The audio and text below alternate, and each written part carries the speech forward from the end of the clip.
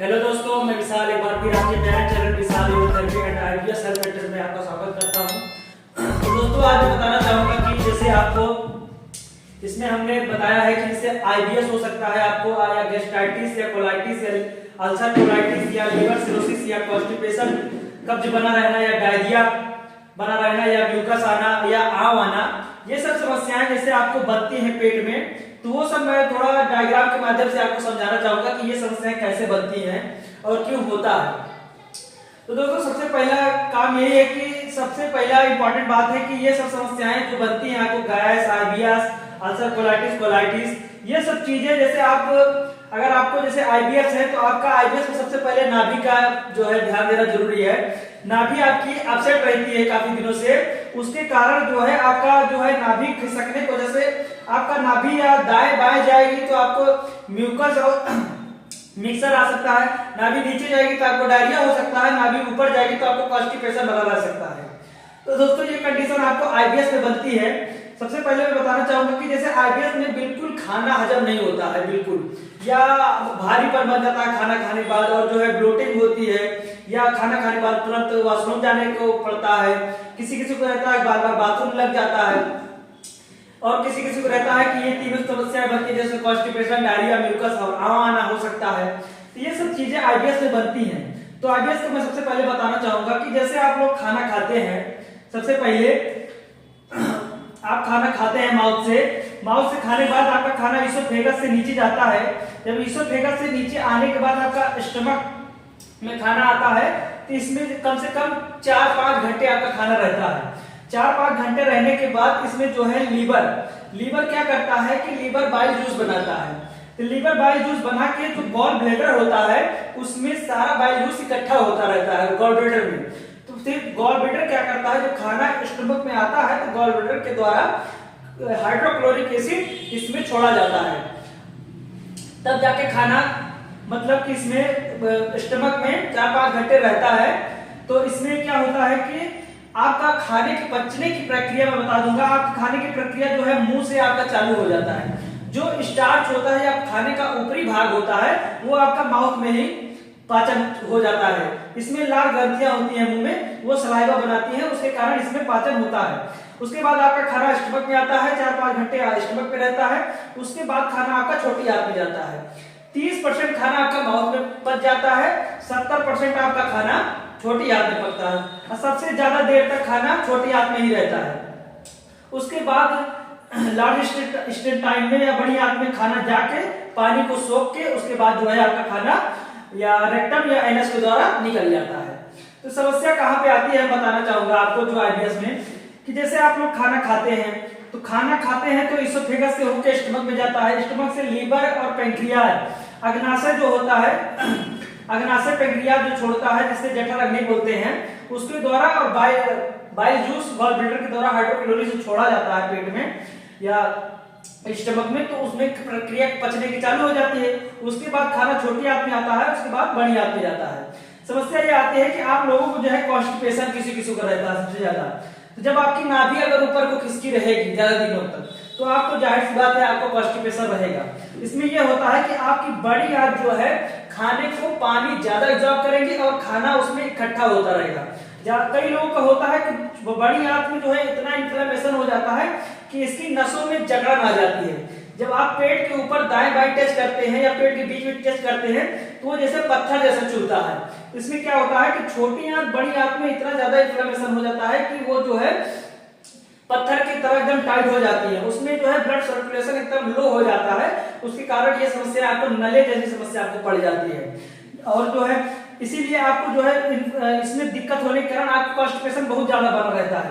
अगर आपकी नाभि नीचे खिसकती है तो उसके कारण आपको जो है डायरिया की समस्या बन सकती है। तो उसमें यह रहता है कि खाना बिल्कुल छोटी स्टमक में जाएगा, स्टमक से छोटी आंत में सीधा बड़ी आंत में, बड़ी आंत पानी नहीं सोखेगी, उसमें पाचन भी कम होगा, सीधा आपका लैट्रिन बड़ी आंत से निकल जाएगा।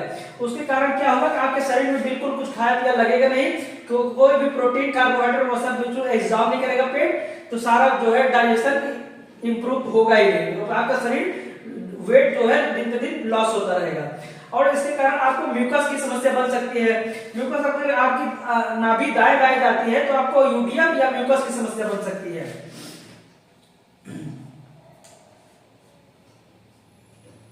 यूडीएफ केस में ये होता है कि खाना आपका अनडाइजेस्ट फूड यानी अनपचा खाना आता है, आधा पचा रहता है आधा नहीं पचा रहता है, जिसमें कि प्रोटीन नहीं पचता है और जो है कार्बोहाइड्रेट वसा थोड़ा बहुत पचता है, जो है उसके बाद प्रोटीन बिल्कुल नहीं पचता है, जो है पूरा ऐसे निकाल देता है, उसके कारण भी आपका शरीर लो होता रहेगा, खाया पिया शरीर में बिल्कुल नहीं लगेगा। इसके लिए सबसे इंपॉर्टेंट बात यह है कि आपको पहले जो है नाभि सेट करवाना पड़ेगा, सबसे बड़ी इंपॉर्टेंट बात। उसके बाद अगर आपको ज्यादा दिनों तक समस्या बनी हुई है, काफी दिनों से आप पेट रोग से परेशान है, तो एक बार नाभि चेक करवाएं। उसके बाद जो है अगर आपके पेट में ज्यादा नले पड़ गए हैं, ज्यादा कॉन्स्टिपेशन है, आपको 2 दिन 3 दिन 4 दिन 5 दिन तक लैट्रिन नहीं आ रही है, तो इसके लिए आपको नाभि सबसे पहले चेक करवाना चाहिए। सबसे पहले नाभि चेक करवाइए। नाभि चेक करने के बाद ये भी है, अगर नाभि भी चेक करवाते हैं आप, मान लीजिए नाभि आप कहीं सेट भी करवा लेते हैं, तो नाभि पेट में आपके इतना इन्फ्लेमेशन हो गया रहता है कि वो नाभि दूसरी जगह बना के वो तुरंत तो आ जाती है, सेट कर देते हैं, मगर वो जो है फिर कोई काम करते हैं थोड़ा बहुत ऊंचे नीचा, तो फिर नाभि जहां पे रहती है पहले वहीं फिर खिसक जाती है, उसके कारण ये समस्या आपको ठीक नहीं होती है बराबर। आप गांव में या कहीं ना कहीं आप नाभि सेट करवाते हैं, किसी रिजल्ट इसमें नहीं आता है, ये सालों साल समस्या आपकी चलती रहती है। तो सबसे बड़ा इंपॉर्टेंट बात इसमें है कि अगर पेट रोग से आपको निकलना है तो आपको सबसे पहले आके न्यूरोथेरेपी, जैसे हमने यहाँ पे लिखा है न्यूरोथेरेपी हेल्थ केयर, हमारा सेंटर है लखनऊ में, आप हमसे जो है कांटेक्ट कर सकते हैं। न्यूरोथेरेपी के माध्यम से हम लोग पहले पेट के सारे ऑर्गन जैसे liver, pancreas, gall bladder, spleen, large intestine, small intestine या आपका जो है किडनी, दोनों इन सब पे हम लोग पहले थेरेपी देते हैं। न्यूरोथेरेपी में हर एक पॉइंट बनाए गए हैं जिसके द्वारा हाथ पैरों से दबा के हम लोग न्यूरोथेरेपी देते हैं। थेरेपी दे के जो है हर ऑर्गन्स पे, जितने भी पेट के ऑर्गन्स हैं, सब में ब्लड सर्कुलेशन अच्छे से बढ़ाते हैं। अच्छे से ब्लड सर्कुलेशन बढ़ा के उसमें जो है खून की स्राव को जो है बढ़ा के उसमें जो है, जैसे कि आपकी बॉडी जैसे 2 चीजों से बनी रहती है, एल्कलाइन और एसिड। अगर एसिड बढ़ जाता है आपका तो खून बहुत मोटा हो जाता है, उसके कारण मोटा होने के कारण स्राव कम होता है, उसके कारण पूरे शरीर में आपकी जकड़ रहती है। तो जो है ये सब चीजें होती हैं। एल्कलाइन की अगर कम रहेगा, ज्यादा रहेगा, तो उसके कारण जो है बॉडी आपकी डिसबैलेंस हो जाती है, तो उसको मेंटेन रखना बहुत जरूरी है। तो आपके जो है ध्यान देना है कि जैसे आपका इन पेट के ऑर्गन्स पे हम लोग थेरेपी देते हैं। हम लोग क्या करते हैं कि 1 महीना थेरेपी देते हैं, सीधा सुबह शाम थेरेपी चलती है। सारे ऑर्गन्स को हम लोग न्यूलेट करते हैं, सारे ऑर्गन्स में ब्लड सर्कुलेशन अच्छे से बढ़ाते हैं। उसके बढ़ाने की वजह से क्या होता है कि आपके liver, pancreas, spleen, gall bladder, stomach या छोटी आंत, बड़ी आंत में जो इन्फ्लेमेशन हुआ रहता है वो धीरे धीरे कम हो जाता है। कम होने के बाद जो है फिर नाभि के चारों तरफ का एरिया जो जकड़ा रहता है या टाइट रहता है, उसमें हम लोग जो है ब्लड सर्कुलेशन बढ़ा के उसको मुलायम कर देते हैं, नाजुक कर देते हैं। नाजुक करने के बाद हम लोग 7-8 दिन लगातार नाभि सेट कर देते हैं। नाभि सेट करने के बाद आप 7-8 दिन नाभि सेट करवा लेते हैं, 15-20 दिन आप हमारे सेंटर पे ही रहते हैं, तो आप ट्रीटमेंट लेते रहते हैं। उसके वजह से आपको धीरे धीरे उसी जगह पर नाभि आपकी रुक जाती है। लगातार सेट करवाने से आप जो है 10-15 दिन उसके बाद भी रहते हैं हमारे यहाँ, तो अगर 10-15 दिन 20 दिन लगातार आपकी नाभि एक जगह रुक गई तो उसके बाद आपकी नाभि हटेगी नहीं बिल्कुल। तो आपका जो है नाभि अगर सेट हो जाती है, उसके कारण पेट के सारे ऑर्गन जो है अच्छे से काम करने लगते हैं। उसके बाद जो है नाभि का हट जाना जो है और आईबीएस बन जाना, ये सबसे बड़ा इंपॉर्टेंट है। अगर नाभि हटती है तो जो है आपके पेट का माइंड का कनेक्शन होता है। जैसे कहते हैं नाभि जो है शरीर का में केंद्र बिंदु है, अगर केंद्र बिंदु जो है डगमगाएगा तो पूरा शरीर इनबैलेंस हो जाएगा। इसकी वजह से ये समस्या आपको बनती है। देखिए जैसे कि आपको अगर गैस्ट्राइटिस है, मान लीजिए आपको नाभि के ऊपर का एरिया पूरा जो है आपका पूरा टाइट रहता है, उसमें हमेशा गैस भरी रहती है और जो है गुड़गुड़ गुड़गुड़ की आवाज आती रहती है। जैसे खाली पेट रहने पे नीचे जो है large intestine, small intestine, stomach में गुड़गुड़ की आवाज आना, खाली पेट रहने पे आप पेट फुलाएंगे तो गुड़गुड़ की आवाज आना, या बार बार आपको गैस ऊपर चढ़ती है नीचे चढ़ती है। ये सब समस्याएं आईबीएस में बनती हैं, दोनों चीजें होती है। जैसे किसी को गैस्ट्राइटिस रहता है आईबीएस में भी गैस बहुत बनती है।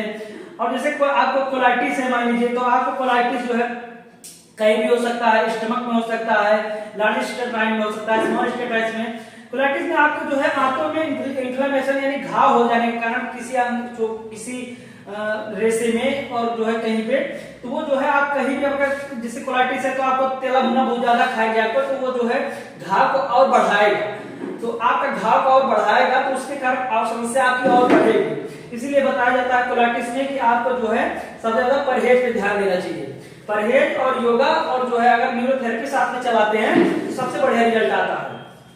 उसके बाद अल्सर कोलाइटिस है आपका, उसमें भी घाव की समस्या आपको बनी हुई है स्टमक में या लार्ज इंटेस्टाइन स्मॉल इंटेस्टाइन में, तो भी आप खत्म कर सकते हैं। और आपका जैसे कॉन्स्टिपेशन है, डायरिया है, म्यूकस है, यूरिया है, ये सब समस्याएं तो आईबीएस में बनती हैं। सबसे बड़ी बात मैंने बता दिया है कि नाभि के खिसकना और ये समस्या बनती है आपकी। दोस्तों ये सब समस्या अगर आपको है, आप काफी दिनों से फेस कर रहे हैं, परेशान हैं, तो आपको जो है कहीं पे आपको न्यूरोथेरेपी कराना चाहिए, कहीं दिखाना चाहिए, अपनी नाभि सेट करवाना चाहिए, न्यूरोथेरेपी से अपना पेट को पहले सही करवाना चाहिए, उसके बाद जो है आप आईबीएस या पेट रोग से बाहर निकल सकते हैं। तो दोस्तों मिलता हूं एक और नई वीडियो में, तब तक के लिए धन्यवाद।